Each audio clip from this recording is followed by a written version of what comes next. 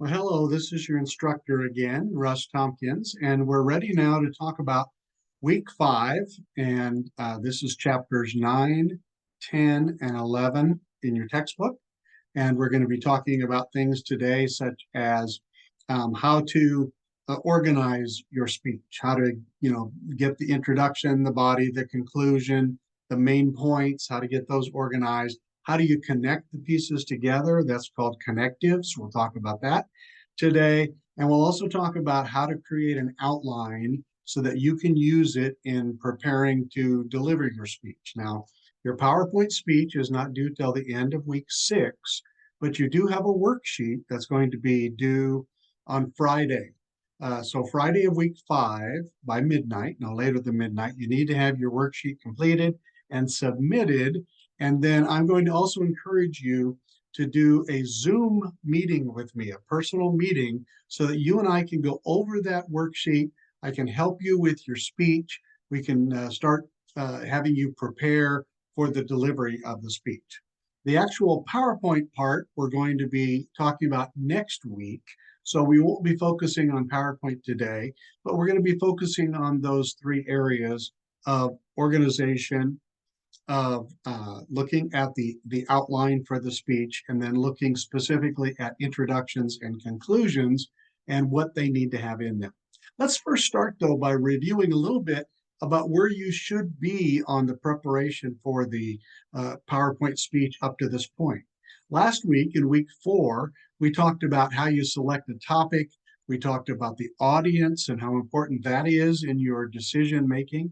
We also talked about what you need to do to get information. And remember, part of the assignment is you are required to use at least 3 out of 10 of online newspapers as sources of information. Now, after you've gotten information from at least 3 of those newspapers, then I will allow you to use other sources of information. You must have at least three sources of information from those online newspapers. So I'm assuming now that you understand that you have 2 main points. You've selected either a pop culture technology of some kind or a pop culture personality. You have now decided, what you're going to do for your 2 main points, and you've started doing research on those. So now you're actually ready to put down in writing some things that you can include in the speech. So let's start by talking about organization. Now, typically, every speech is going to be the same as far as having an introduction, a beginning, having a body of the speech, having 2, 3, 4 main points. In your case, you've got 2 main points. And then you'll have a conclusion, an ending of some kind. What I find for a lot of students is their introductions are incomplete, and sometimes they don't have a conclusion at all. Once they're done with their last main point, they simply say thank you, and then their speech ends. Thank you is not the conclusion. Thank you is the very last thing you should say in the speech, but that's not a conclusion. So we understand that we have those 3 parts, right? Introduction, body, conclusion. Now, I think we need to, at this point, talk about how much time should you devote to each of those 3 parts. Well, I've come up over the years of teaching speech communication, oral communication, with a little formula that works fairly well. It's not exact, but nothing is exact. That's why really we call this the art of public speaking, not the science of public speaking. The art is that you make adjustments to things. So here's the art of the timing of everything. I call it my 15, 75, 10 rule. Those are percentages. 15%, 75%, 10%. So if we take our introduction, that should be about 15% of our time.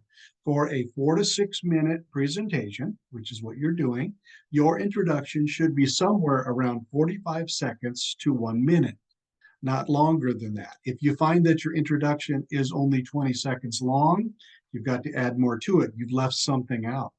If you find that it's 2 minutes long, it's going to cause your speech to be way too long. So you need to cut some things out of it. So 45 to 60 seconds. Now, for the body of the speech, that's about 75% of your time. So roughly 3 minutes out of your time should be spent on these two main points. So about a minute and a half for each one. If you're looking at seconds, it's somewhere around 90 seconds for each one. Then your conclusion should be somewhere around 30 to 45 seconds. So if you get this to be 30 to 40, 45 seconds for the conclusion, 45 seconds to a minute for the introduction, minute and a half for each of your two main points, you should have somewhere close to a 5-minute presentation right in there. So you should be just perfect. So when you're timing out your speech, when you're ready to practice it, maybe by the end of this week, you'll be ready. Certainly by next week, you should be ready to start practicing. Time out each of those three parts so that you know exactly how long each part is and you can make any adjustments to it. Now, let's go into what you should have to connect these parts together. You've got an introduction, and then you have main points of the speech, and then you have a conclusion. Now, you don't just say the introduction. At the end of that, you go right into the first main point. At the end of that main point, you go into the second main point. Into the second main point, you go right into the conclusion. You don't do that. You announce to the audience what it is that you're about to do, or perhaps you need to review and summarize what it is you've just talked about. And a lot of people wonder, why do we have to connect things together? Why in public speaking do we need to repeat things so many times? And it's because people are listening to you. And by and large, people are terrible listeners. We're really poor listeners. And we really need help from the speaker to know where we're at, where we've been, and where we're going. We need some kind of a map to tell us, here's where we are, here's where we've been, here's where we're going. And we call that map connectives. We connect things together, connectives, and we announce that to the audience. So one of the things you'll do in the introduction is announce ahead of time, here's my two main points. Now, you don't use those words, but you announce or preview is what we call it, preview your main points. You also then use transitions, which a transition is a sentence that says, here's where we've been and here's where we're going. You will also use signposts, which are short phrases or words. Sometimes you can do a little preview, like, let's start with this main point. That's a signpost. Let's start is a signpost. Short little phrase, maybe a little word, sometimes like first, second, third. Those are signposts. And then, so we have previews, we have summaries, we have signposts, and the fourth one is transition, which is a complete sentence that tells where we've been and where we're going. So we need to add those in as well. So we'll talk about those today. Well, let's kind of look at now the introduction of your speech. Now that you have your main points, you should be ready for preparing the introduction. And I hope that you look at the announcement that I put, because I write these things in detail. The announcement is found more details in chapter 10 of your textbook. So please read that over. There's about 15 or 16 different types of ways to begin your speech. That's called the attention getter, and that's the first function of the speech, is to gain the attention of the audience. You don't gain their attention by saying your name. You can say hello if you want. You can say your name if you don't know them. You've never been introduced, but that's not how you get the attention. You might do something like tell the audience a story to get them curious about what it is you're talking about. Or maybe you want to ask rhetorical questions of the audience, questions that you don't want them to actually answer, but just think about. Or maybe you want to ask a direct question and you say, can anyone here raise your hands? Who here has ever listened to the music of, and then name your pop personality that maybe it's a singer and they've got some songs that other people might have known. That's a way to get the attention of the audience. It doesn't have to last very long, just something at the very beginning that is not announcing the topic, but it is just getting the attention of the audience. That's all it's doing. The second thing you need to do is to reveal the topic to the audience. Tell them what it is you're talking about. So after the attention getter, then you would say something like, and so today I want to talk about, and then mention who your pop culture personality is or the pop culture technology. Announce what that is. And that's where you do that. Now, that's part of what we call the central idea. So remember, I said it could be split into two different parts. Here's where you could say the first part, the announcing of the topic. So we've got the attention getter, we've announced the topic. The third thing you want to do is establish your own credibility and the goodwill and having goodwill with the audience. You want to connect somehow with the audience. You want to tell the audience, here's why you should listen to me. It's because I'm someone just like you. Or it's because I have done research on this pop culture personality or product. And so I know a little bit more than you right now, but basically it's just telling them what your credentials are. Here's why you should listen to me. The fourth and last thing that you should do in your introduction is you should preview the main points. So you have two main points. So you will say something to the effect at the end of the introduction, something to the effect of, so today I want to tell you about a little bit of background on this pop culture personality, whatever that person is, or I want to tell you a little bit about how the product, this pop culture product came to be. Secondly, I want to tell you the significance of it, why I think it's one of the most important things, or this is one of the most important personalities of the last 5 years or so. So you preview what your main points are. So to review the introduction, the four things I'm looking for in your introduction, and you need to have all four of these in the introduction that lasts about 45 seconds to 60 seconds long.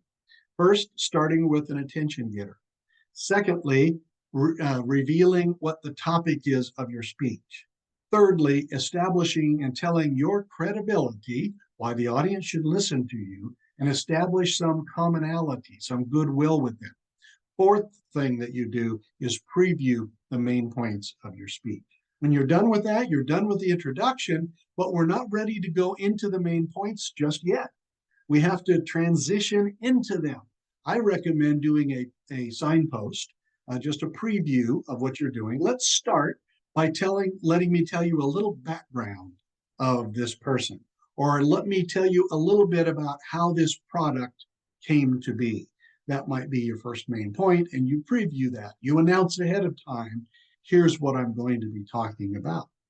Then you're ready to actually talk about each of your two main points, giving lots of good supporting information, supporting evidence, we call it, from all of the newspapers that you've read, perhaps other sources of information. And that's where you talk to the audience in detail about those two main points, about a minute and a half for each one. In between each of those main points, you should have a transition sentence that says something to the effect of, now that I've told you the background of this person, I'd like next to talk about the significance of this person. Or you could say, if it's a product, now that I've explained to you how TikTok, for example, how TikTok works, I want to talk about why it's important for me anyway in the last 5 years or so. And so you're transitioning from one thing to the next. You're helping the audience kind of like a map to guide them on where you're going to be going next so they don't get lost. Then you're ready to go into the conclusion. The conclusion really has two primary functions. And the one function of the conclusion is that you announce that you're ending the speech.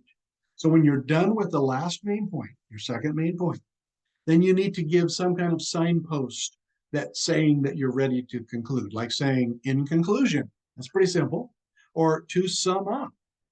Or you could say, and now that we've come this far, now it's time to wrap things up. You can be creative in how you announce that you're ending, but you need to tell us that you're ending. That way we can get ready for it as an audience. The second thing that you want to do is that you want to end your speech by talking about the significance of your speech. And I think you should do this by, first of all, restating your main points, reminding the audience of, here's what we talked about today. Here's the two things that I wanted to mention to you and that we talked about in my main points. And then at the very end of the speech, you need to end with something memorable, something the audience is going to remember. Perhaps it's a quote that you found. And instead of using it in the introduction for the attention getter, you save that quote for the very end of the speech. And you want to say, so to quote, let's say you're talking about Elon Musk. So to quote Elon Musk, he has said, and then tell us the quote of what he said. And that would be a great ending. And then, of course, you want to say thank you. And then that would be the end of your speech. So at this point, we're now ready to take a look at how to outline this speech, how to put it together. I really like outlining because outlining is a way for you to kind of make sure that you're not missing anything when you're preparing your speech. It's also a way for you when you're preparing to make little cards for yourself, a way to organize your cards for practicing the delivery of the speech. It's just a way to keep yourself in tune with what it is you're doing, reminding yourself in writing exactly what this speech is about, because speeches should be organized. So I'm going to share my screen with you at this point. And what you're going to be seeing on the screen at this point is the announcements from this week, from week 5. And so I really want to take a look at the outlining part. There's lots of good information here. I'm scrolling through on introductions and conclusions. So read that over. That's great. But I wanted to show you this right here. This is an example of an outline starting up here where it says introduction and scrolling all the way down here to where it says conclusion, clear down here. So you notice in the introduction, I would like you in your outline to actually write down these words: attention getter, reveal topic, establish credibility and goodwill, preview the 2 main ideas. And then next to it, you can write down what it is that you're going to actually say. Use as brief of description as possible, 1 or 2 words, just in a few words. But describe, what are you going to do for your attention getter? Are you going to start with a quote? Are you going to start with rhetorical questions? Are you going to be starting with a story, or maybe a combination of things? How are you going to announce or reveal your topic? What are you going to say about establishing credibility and goodwill? What are you going to say about yourself? How can you preview your 2 main ideas? And be creative in this. And that's the purpose of this. Now, if I talk to you on a Zoom meeting and we're reviewing your speech, this is exactly what I'm going to review with you. I'll say, tell me, what's your attention getter? What are you going to do? How are you going to reveal your topic to me? What are you going to say? How will you establish credibility and goodwill? And what I find for a lot of people that have a really short introduction, they've left out some of these things. They don't establish their credibility and goodwill. They don't have an attention getter. They started right in by announcing the topic. Today, I'm going to talk about Elon Musk. Not the way to begin your speech. You don't do that revealing until after you've done the attention getter. Now, at the end of the introduction, you see I've got here transitional phrase or sentence right here. See that? That means that you need to somehow transition us into the body of the speech. And then your first main point is going to be the explanation of the personality or the product. And then you're going to have another transition into the second main point, which is why this personality or product is the most significant the last 5 years. And then you're ready to go to the conclusion, where you signal the ending in conclusion to sum up, something like that. And then you reinforce the central idea by restating the 2 main points and by ending with something memorable. Then what you do after you're done with this outline that you've prepared is then you can make speaking notes for yourself, keyword outline. And read this over in the announcement. It explains exactly how to do that. But basically, you take the information that you've written down here on this outline, and you just write it in as brief as possible on your note cards so you can get it down to 1 or 2 note cards. Shouldn't need more than that. 1 side only, 1 or 2 note cards. At the most, I think you should, I'll let you use 3 note cards at the most, but shouldn't have to have more than that. If you're using more than that, and you're using both sides, that means you're writing out things in complete sentences, and you'll probably end up reading that to us instead of looking at us and speaking to us. Eye contact is so key, and you need to practice the way that you're going to perform by not having things in complete sentences. I'll talk more about that next week when we talk about PowerPoint, and we'll talk about the delivery of the speech and how you do it. But at this point, this is basically how you do things. I want to end today. I'm going to stop the sharing at this point because I really want to emphasize to you the importance of meeting with me. A few students have already met with me, and it's so important. I can almost guarantee that your grade is going to be greatly enhanced by meeting with me because you're going to understand the assignment so much better. I'm going to be able to identify things that you have missing or extra things that you don't really need in the speech. I'm going to make things simpler and easier for you. So I really recommend that you watch for that email from me of the times that I'll have available this coming weekend, and you take advantage of that. And you meet with me for 20 minutes. At the most 15, 20 minutes. It's not going to take very long. And we just talk together, and I just ask you some questions, answer questions that you might have for me. And it's just a real casual, simple thing that'll greatly enhance your grade. So encourage you to do that. And if you have any questions, don't hesitate to contact me. Send me an email, and I'll be happy to read it over and send it right back. So until we meet again, maybe by Zoom conference in a short time, or maybe by another video lecture. I hope you have a great week, and I'll talk to you soon. Thank you.